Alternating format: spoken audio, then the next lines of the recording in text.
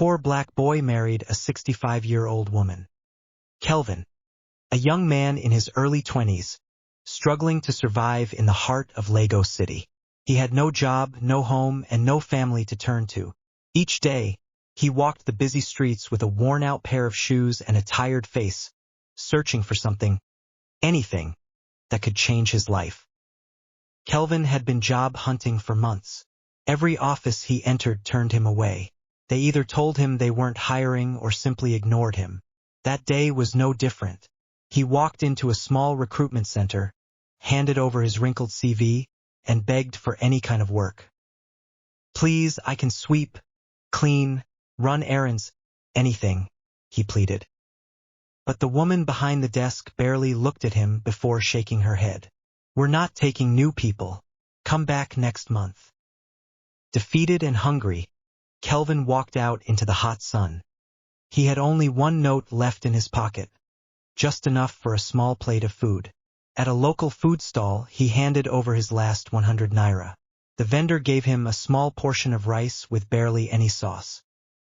"That's all you can get," the man said. Kelvin took the food and walked to a quiet corner by the roadside. As he ate slowly, he watched people pass by with full stomachs and clean clothes. His heart sank, but he didn't cry. He had cried too many times before.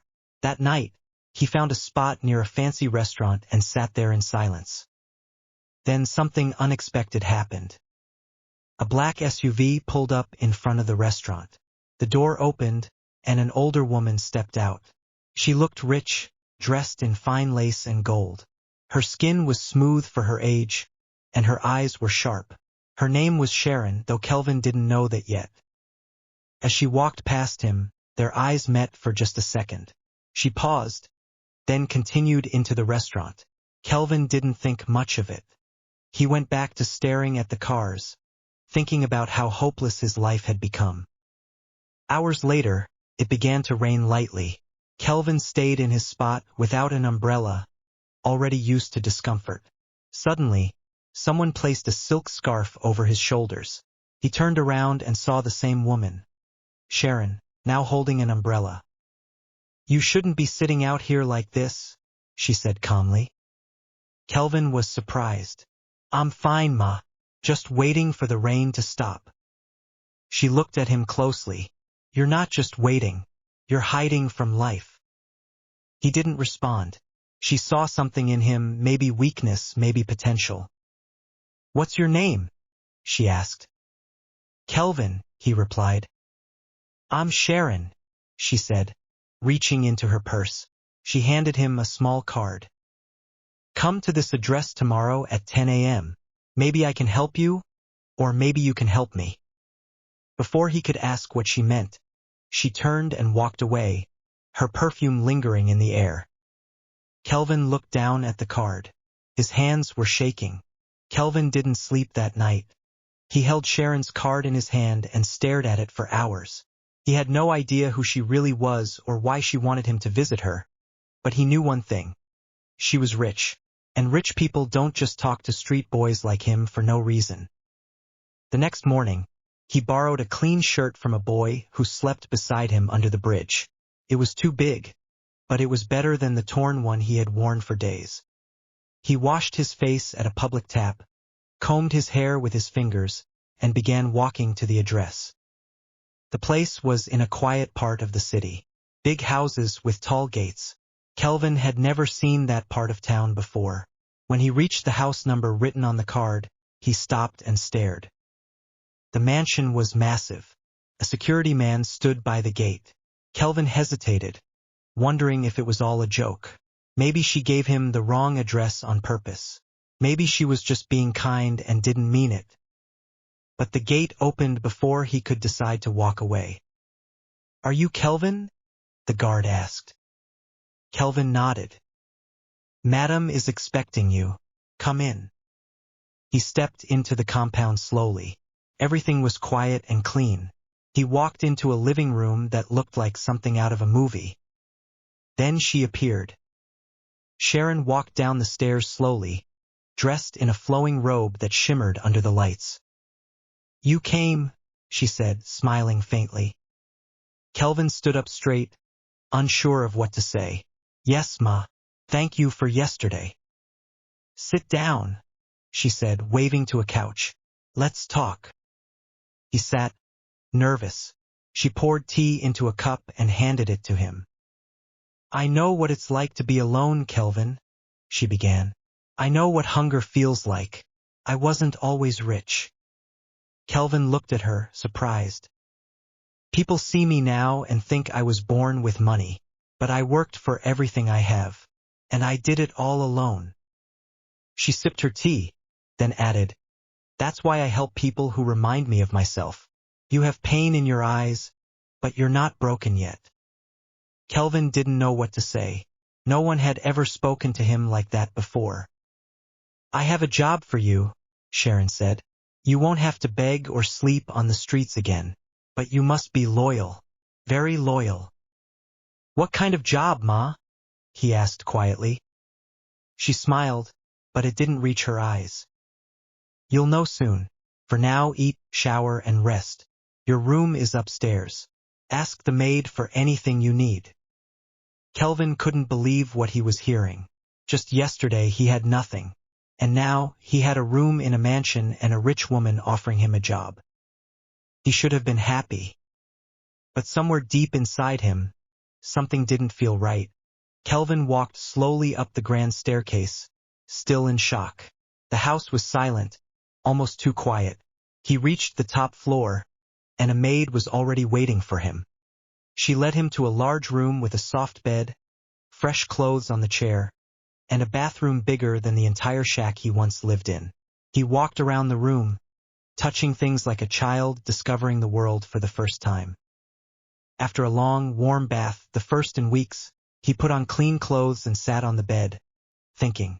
Everything felt too easy, too sudden. People like Sharon didn't just give things away for free. Later in the evening, dinner was served. Sharon didn't eat with him. Instead, a servant brought the food to his room. Fried rice, grilled chicken, salad, and juice. Kelvin ate slowly, savoring every bite. By nightfall, he lay in bed staring at the ceiling. But then he heard footsteps. He sat up and listened closely. The footsteps stopped right outside his door. Then silence. He waited, heart beating fast. After a few seconds, the sound faded. Whoever it was had walked away. Kelvin tried to sleep, but his mind kept turning. Who walked past his room? Was it Sharon? Was she checking on him? The next morning, Sharon invited him to her private garden. Did you sleep well? She asked. Yes, Ma. Thank you. She nodded slowly, watching the roses sway in the breeze. Kelvin, she began. What if I told you I don't want you to work for me anymore? He looked up, confused. I don't understand. I want something more permanent. Permanent. Sharon smiled. I want you to marry me. Kelvin froze. He thought he had heard wrong. I'm serious, she said. You have nothing. I have everything. Marry me, and I'll give you a new life. He stared at her, lost for words. She reached out and touched his hand. No one has to know. It will be our secret. Kelvin looked down, his heart racing. Was this really happening? He had dreamed of escaping poverty.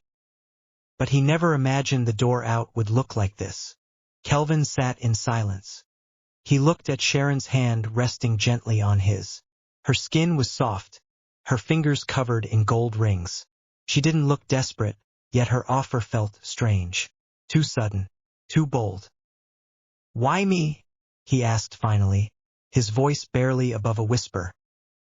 Sharon leaned back in her chair, her eyes fixed on the garden ahead. Because you have nothing to lose, and I have everything to give. Kelvin didn't respond. How could he? He was just a street boy. No money, no future. No one had ever looked at him the way she did, not with pity, but with power. She wasn't asking for love. She was offering a deal. Marry me, she said again, and you'll never worry about food, shelter, or money again. He looked at her, still confused. What will I be to you? A husband? Or something else? Sharon gave a soft smile. You'll be my companion, my protector, my shadow. You'll live well, but you must stay loyal. No questions, no lies, just loyalty. Kelvin swallowed hard. The idea of marriage had never crossed his mind, not with a 65-year-old woman. But the hunger in his life had done something to his heart. It had made him numb, desperate, willing. What if I say no? He asked, testing her. Sharon turned to him. Then you leave this house, and you go back to the streets. That answer hit him like a slap. She wasn't begging. She was making an offer, a cold, clear offer. Kelvin thought about the nights he slept on hard pavement, the times he begged for leftovers, the insults, the fear, the hopelessness. And now, here he was, sitting in a garden, being offered wealth and comfort in exchange for something he didn't even understand. Can I think about it? He asked carefully. You have till tomorrow morning, Sharon said. After that, the offer is gone. She stood up and walked away, leaving him there, alone with his thoughts. That night, Kelvin couldn't sleep. He lay on the same soft bed, staring at the ceiling again. But this time, not in awe, he was battling himself. Was he about to sell his freedom for comfort?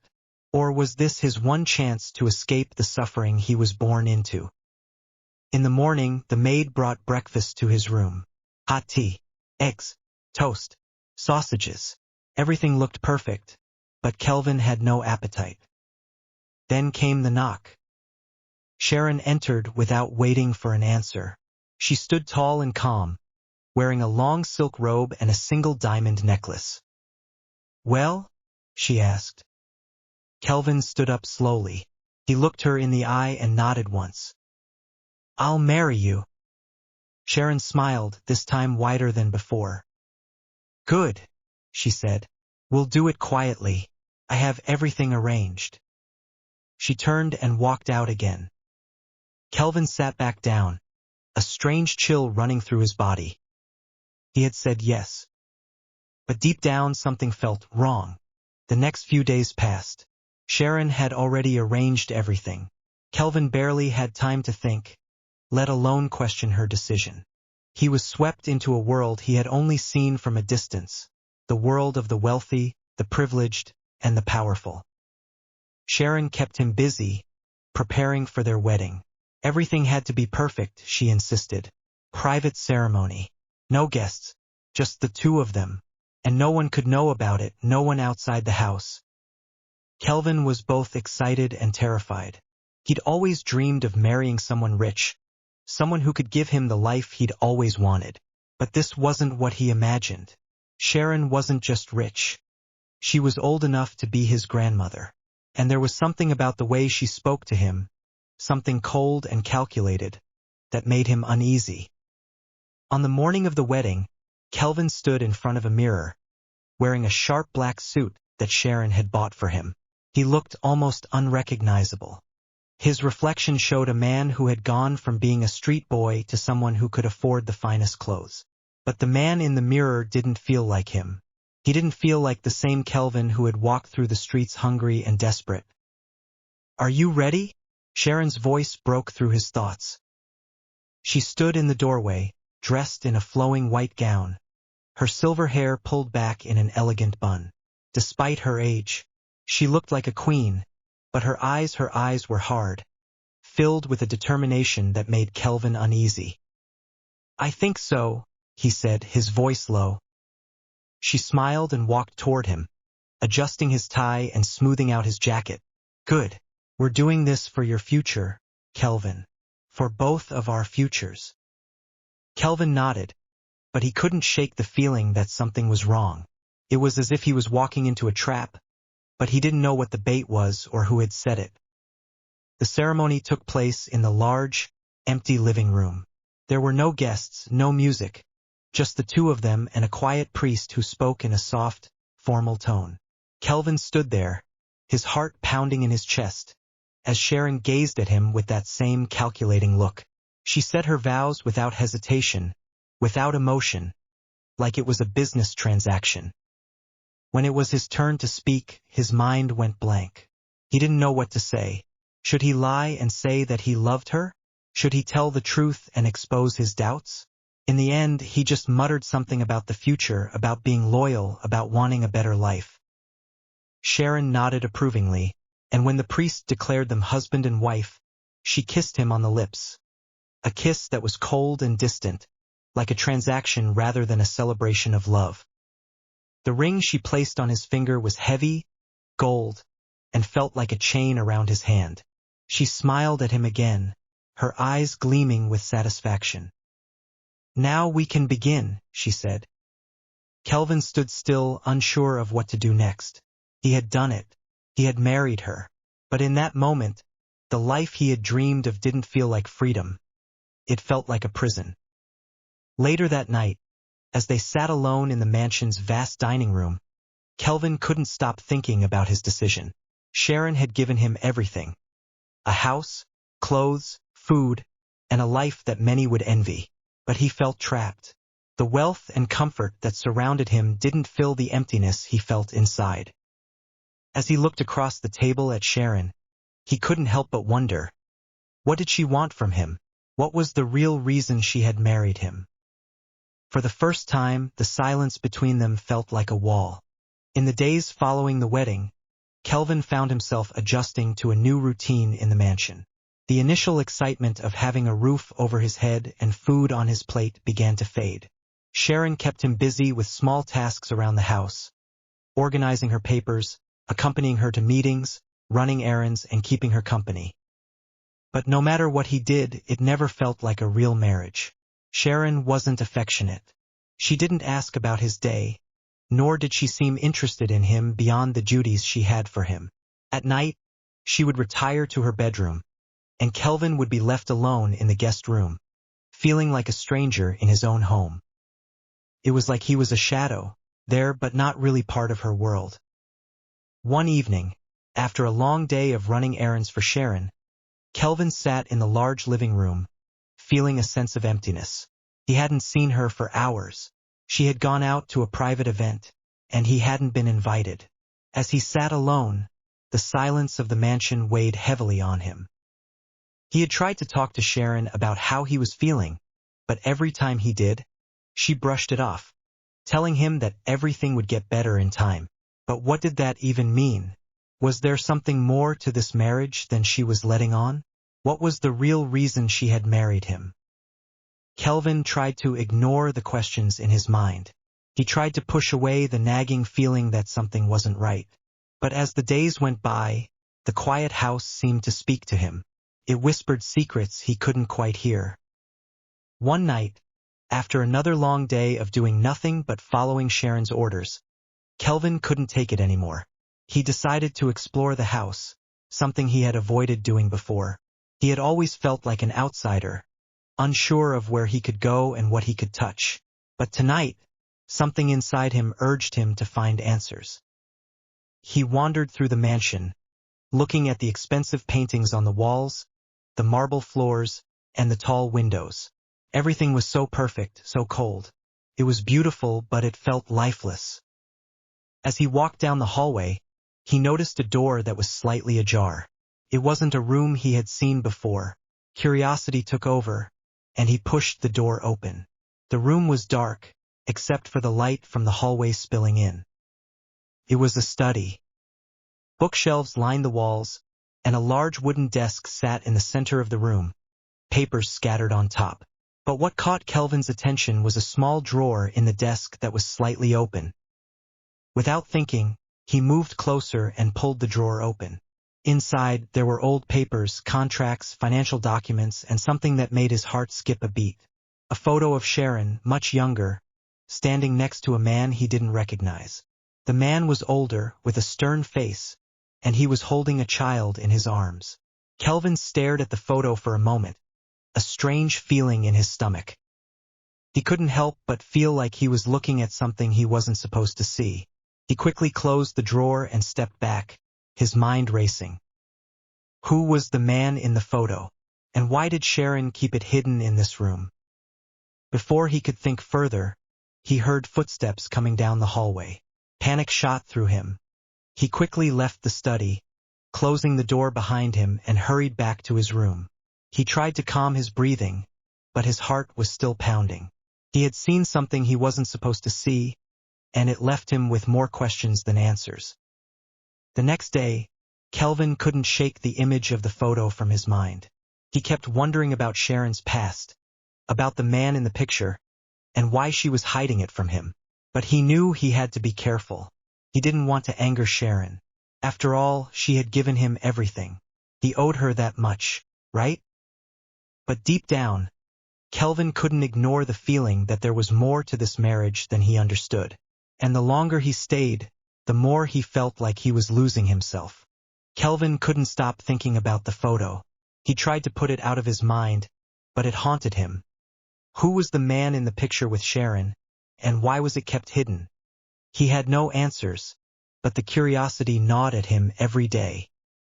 Over the next few days, he stayed in the mansion, continuing his chores and duties for Sharon. He had tried to bring up the idea of getting to know her more, asking about her past, but Sharon quickly shut him down, changing the subject or brushing him off. Every time he mentioned anything about her history or her family, she would give him a tight smile, but there was always something cold in her eyes. It wasn't just the past that confused him. It was the way Sharon behaved. At times, she seemed kind and welcoming, but other times, she acted as if she was controlling every aspect of his life. She didn't want him to have friends, didn't want him to leave the house without her permission. It wasn't like a normal marriage. It felt like he was more of an employee than a husband. One afternoon, after a quiet lunch, Sharon called him into the living room. She was sitting on the large leather sofa, looking as composed as always. Kelvin hesitated for a moment before sitting across from her. "You've been distant lately, Kelvin," she said softly. "What's on your mind?" Kelvin's heart skipped a beat. He had been trying to keep his feelings inside, but now, sitting in front of her, he couldn't lie anymore. He needed answers. "I've been thinking," he began slowly, "about everything, about us." Sharon raised an eyebrow, her face unreadable. "And I want to know more about you," he said, the words coming out faster than he expected. "I want to understand why you married me. Why me, of all people?" Sharon's lips curled into a small, mysterious smile, but her eyes were guarded. "You've already answered that question yourself," she replied calmly. "I married you because you needed me, and I needed you. It's simple." Kelvin wasn't satisfied with her answer. "But I need more than that. I need to know what's behind the walls you've built. What are you hiding?" Sharon's eyes hardened, and for the first time since he'd known her, Kelvin felt a chill. The air in the room seemed to thicken. "There are things in life you don't need to know," she said, her voice low and controlled. "Things that have nothing to do with you." Kelvin's stomach turned. Something about the way she said it made him feel like he had crossed a line. But he couldn't stop now. He had to know more. "I saw a photo in your study," he said quietly, watching her closely. "A man and a child. Who were they?" The change in Sharon was instant. Her face went pale, and her hands clenched tightly around the armrests of the sofa. Her calm demeanor vanished, replaced by something darker. "That's none of your business," she snapped, her voice sharp and cold. "I've told you everything you need to know." Kelvin's pulse raced. He could see that something was off. "I just want to understand. I'm your husband now. Don't I deserve to know?" Sharon stood up suddenly, her movements stiff. She turned away from him, her back to him, and walked toward the large window that overlooked the garden. "Some things are better left buried," she muttered, almost to herself. "You wouldn't understand. You're not ready for the truth." Kelvin felt his frustration building. "Then tell me what you're hiding. Why am I the one kept in the dark?" Sharon's shoulders tensed, and for a moment, she stood there, silent. Then, finally, she spoke, her voice quieter now, but still with a trace of anger. Because the truth could destroy us both. You don't know what you're asking for. Kelvin stood up, his hands shaking. He couldn't believe what he was hearing. Was she threatening him? What could possibly be so dangerous that she couldn't even speak about it? He felt like he was being pulled into something deeper than he ever anticipated. I can handle it, he said, more forcefully than he intended. I just want the truth. Sharon turned slowly, her eyes narrowing. You think you want the truth, Kelvin, but you don't. There are things in my past, things I've done, that would break you. And if you keep pushing me, you'll learn just how dangerous the truth can be. The room fell silent as Kelvin tried to process her words. His heart raced, and for the first time since he had come to the mansion, he felt fear. Not just for himself, but for what he had unknowingly gotten himself involved in. Sharon's voice broke the silence. I suggest you drop this. For your own sake. Kelvin opened his mouth to speak, but no words came out. The weight of her warning hung in the air, thick and heavy. With a final look, Sharon walked away, leaving him standing alone in the middle of the room, his mind spinning. What had he just uncovered? What was she hiding, and what would happen if he kept digging? The days that followed Sharon's warning were filled with a heavy, suffocating silence. Kelvin tried to ignore the fear that had settled in his chest, but it lingered, haunting him like a shadow. He could feel the tension between them, the gap that had widened since their conversation. Sharon was more distant than ever, and even when they crossed paths, it was as if she was a stranger to him, cold, unfeeling. Kelvin found himself more isolated in the house than ever. The mansion, once a symbol of his escape from poverty, now felt like a prison. The grand hallways seemed endless, the rooms too large for one person to inhabit. He had everything he had ever wanted in terms of wealth, but he felt emptier than ever before. And the worst part? He was still trapped by his own choices, by his decision to marry Sharon. He couldn't shake the feeling that there was something deeper to her story, something more dangerous than he could imagine. She had told him that he wasn't ready for the truth. But how could he not want to know?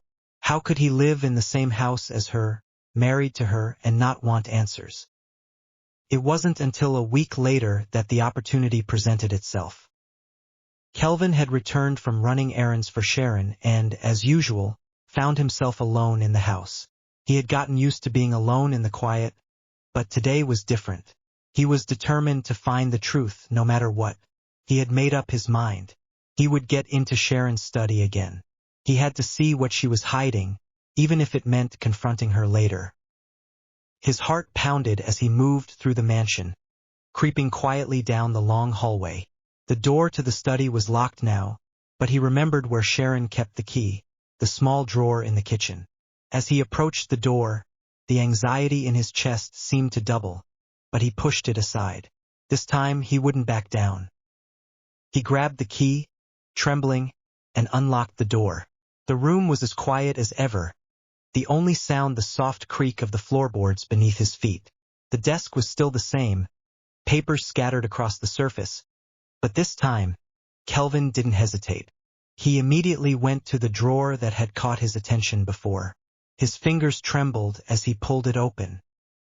Inside were more photos, some old, some newer, all of Sharon and various men. But it wasn't just her past that startled him.